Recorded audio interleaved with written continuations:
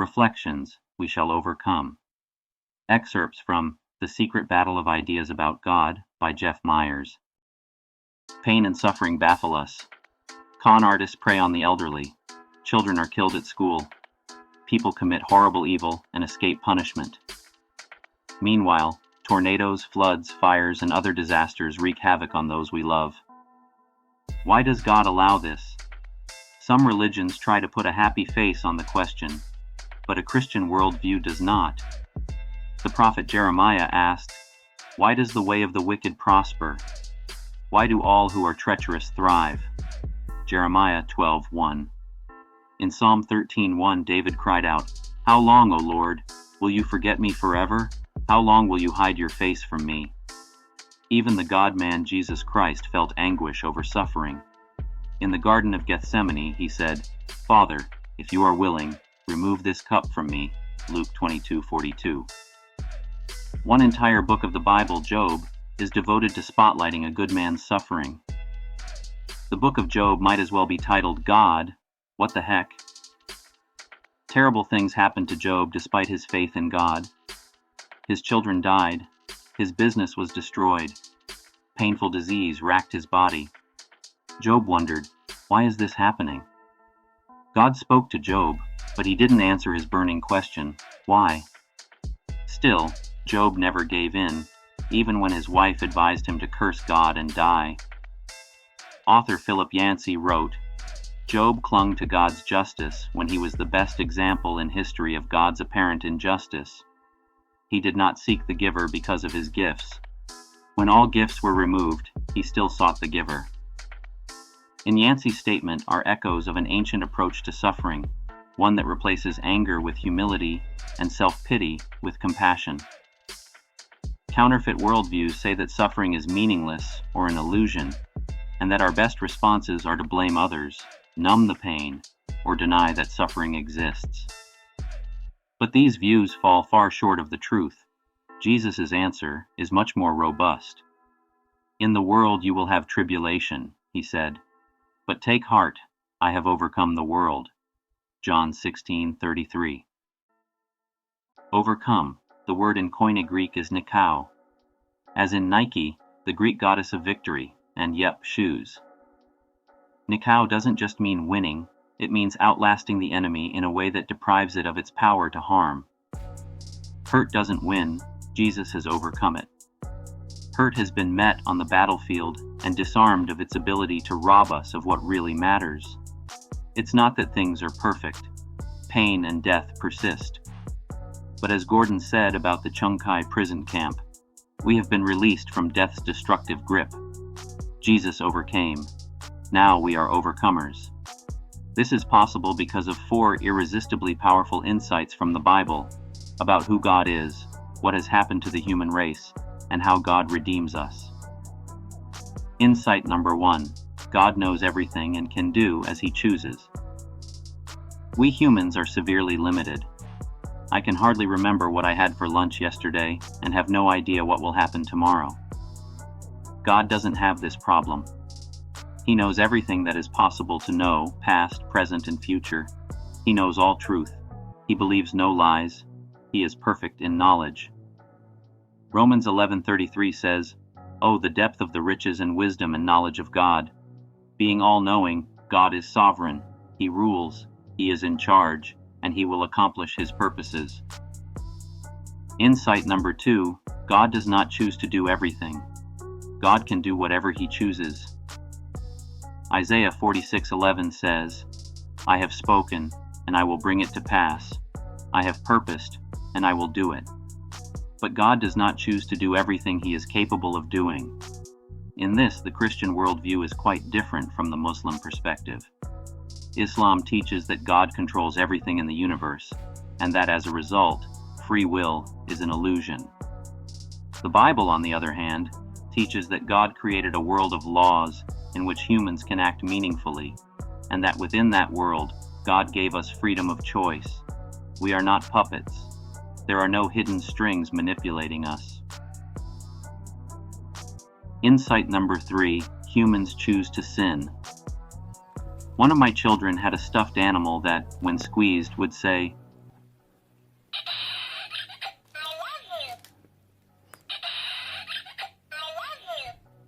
We all know that this isn't real love, it's just a programmed microchip.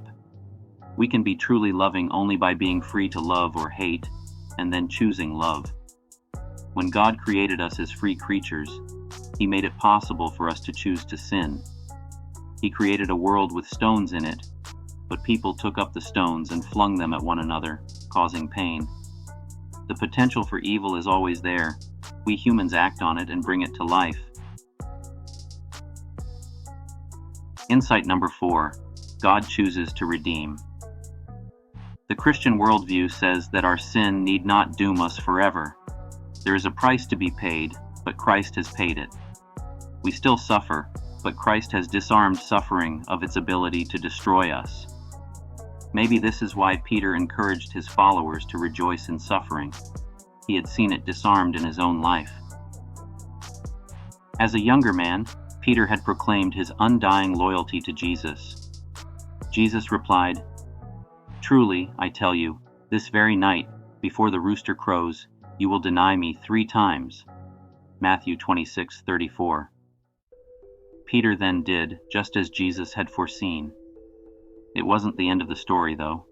After his resurrection, Jesus tenderly forgave Peter and recommissioned him for faithful service. See John 21:15-17. Why go through all that? Perhaps a fallen and redeemed Peter was better than an upright and self-righteous one. The same is true for us. As we choose, God knows what will happen. When we arrive at the destination that is determined by the choices we make, we will see that God meets us there. These 4 insights, that God knows everything, that He does not choose to do everything, that humans choose to sin, and that God chooses to redeem, set the stage for a work of great magnificence. God's turning redemption from an idea into a person, and doing it through suffering to end suffering. If you're looking for a thorough explanation for why God might allow suffering, there are lots of good books on the topic, such as The Problem of Pain by C.S. Lewis. In his book, The Secret Battle of Ideas About God, the author's goal is simply to show how we can be released from idea viruses that push us to blame others, numb our pain, or deny that pain exists. We do this by focusing on 2 key parts of the Christian worldview of suffering.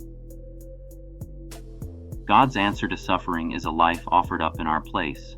Jesus is with us. As poet Edward Shillito wrote in Jesus of the Scars, "The other gods were strong, but thou wast weak. They rode, but thou didst stumble to a throne. But to our wounds only God's wounds can speak, and not a god has wounds, but thou alone." Because of the cross, we have hope that God will conquer evil. In fact, the entire story of the Bible tells how He is doing just that. The cross sets the Christian worldview apart from every human-centered view. Theologian John Stott related his experience in Asian temples, standing before the statue of Buddha. "I could never myself believe in God if it were not for the cross. In the real world of pain, how could one worship a God who was immune to it?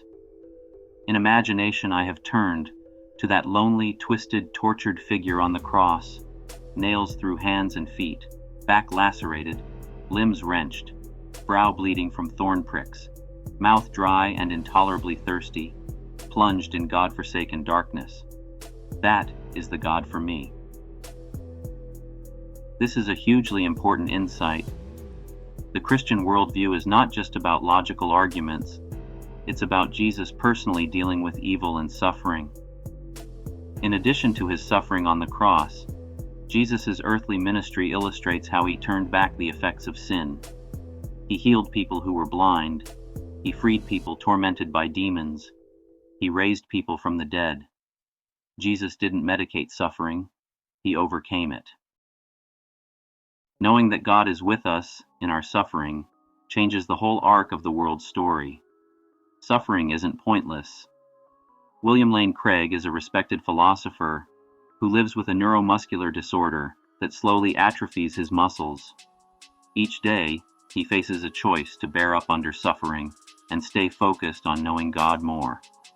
In the midst of this, Craig wrote, "If God does not exist, then we are locked without hope in a world filled with pointless and unredeemed suffering. God is the final answer to the problem of suffering, for he redeems us from evil and takes us into the everlasting joy of an incommensurable good, fellowship with himself. Hope has arrived in the world, not as an idea, but as a person. That's the first part of God's answer to evil and suffering. The second part of God's answer is you. Lots of people think the world will get worse no matter what we do, so why try? But if we take a larger view, we can see how the love of Christ patiently turns back suffering.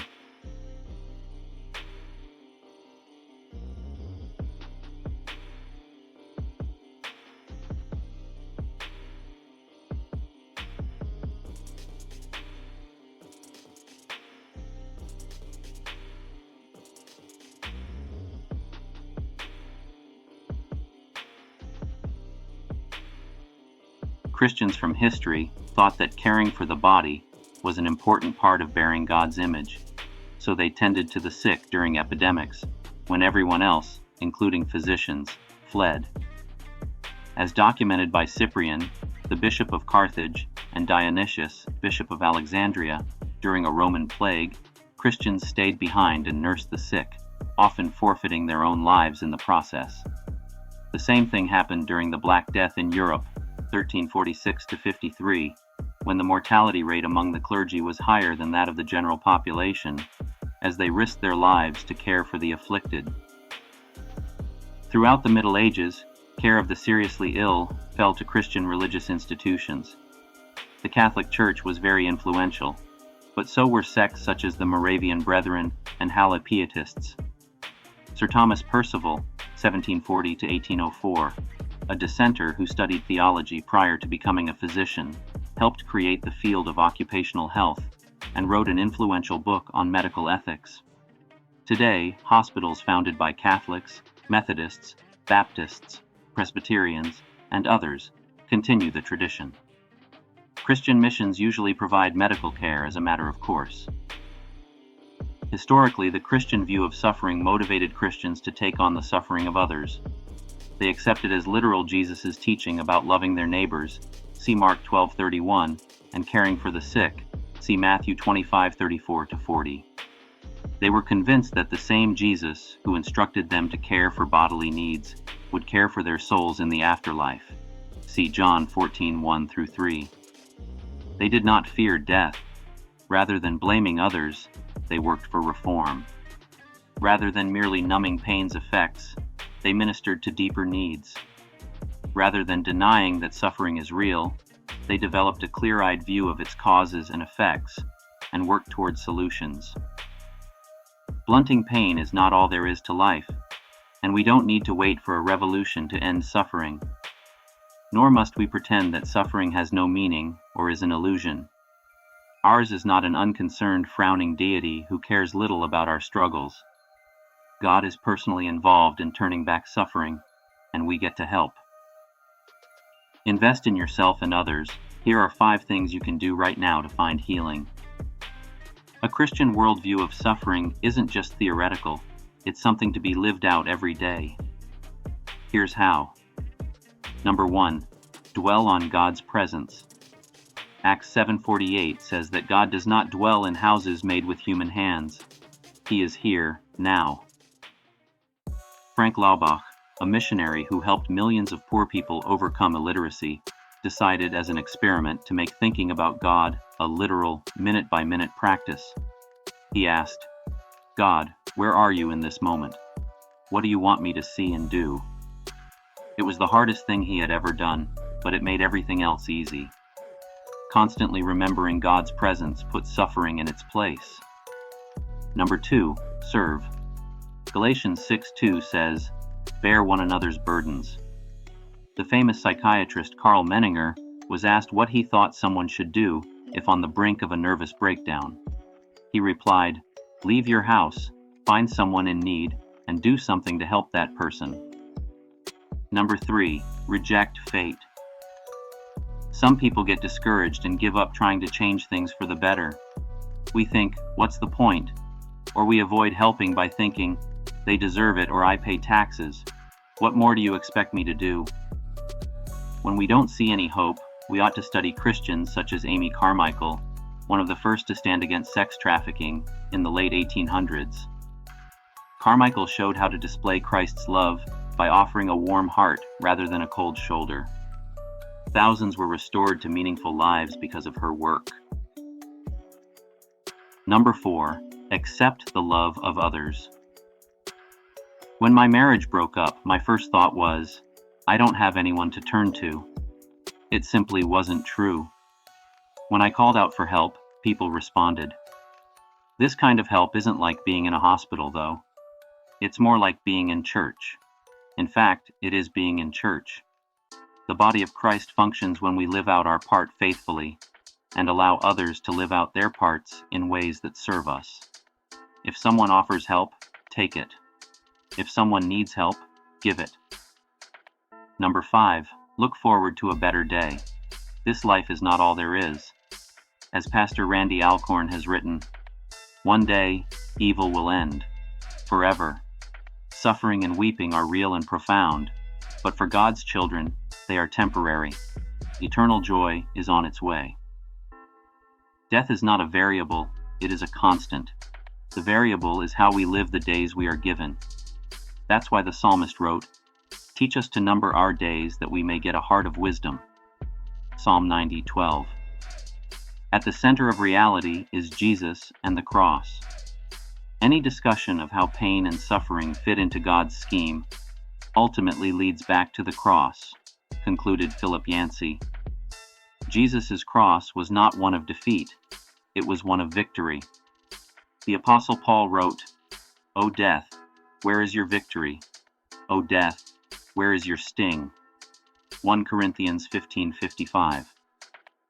The word victory here, as you might have guessed, is derived from nikao. Death has been overcome. It is because of this truth that we can each declare freedom from the idea viruses that unrelentingly prolong our anguish. My suffering will be overcome. Hurt will not win. Indeed, it already has lost.